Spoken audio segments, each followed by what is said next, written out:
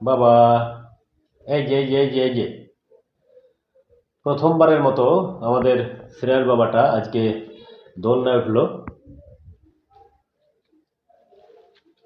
আজকে ওর বয়স 4 মাস 12 দিন। যদিও দোলনাটা প্রথম থেকেই ওর জন্মের আগে থেকেই এখানে টাঙানো আছে ওর বড় অপুর জন্যে, কিন্তু কখনো ওকে ওঠানো হয়নি। ও ইদানিং অনেক হাঙ্গামা করে, এক জায়গায় থাকতে চায় না, বিশেষ করে বসে থাকলে হট্টগোল করে। তখন ওকে নিয়ে যখন হাঁটা হয় কোলে করে নিয়ে, তখন শান্ত হয়। তো তখন আজকে যখন ওই পরিস্থিতি তৈরি হলো, মনে হলো যে ওকে দোলনায় বসিয়ে দিই, দেখি কেমন হয়। তো দোলনাতে বসাতেই একেবারে শান্ত হয়ে গেছে, কোনো আর হাঙ্গামা করতেছে না। অবশেষে ঘুমিয়ে পড়লো। প্রথমবার দোলনা উঠে ওর বোধহয় ভালোই লেগেছে এবং অভিজ্ঞতা অবশ্যই দারুণ। তবে শিশু বাচ্চাকে বা নবজাতককে দোলনায় ওঠানোর ক্ষেত্রে আমার কাছে বা আমাদের কাছে যেটা মনে হয়, আহ, এদেরকে দোলনায় না পারলে ওঠানোর কোনো দরকার নাই।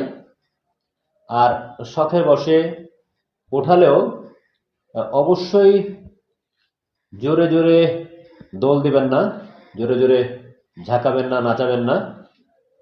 আস্তে আস্তে আমরা দেখেন একেবারে ধীরে ধীরে ওকে একটু দোল দিচ্ছি, দুলুনি দিচ্ছি। আর হয়তো ওর ভালোই লেগেছে, যে কারণে ঘুমিয়ে পড়েছে। দেখতে পাচ্ছেন আমাদের 4 মাস 12 দিন বয়সের বেবি শ্রেয়াস আহমেদ। আপনারা জানেন শ্রেয়াস আহমেদের এই চ্যানেলে ওর জন্মের প্রথম দিন থেকে শুরু করে প্রতিটি ক্ষেত্রে জীবনের আর কি বিভিন্ন মুহূর্ত, ভালো মন্দ মুহূর্ত আমরা শেয়ার করি।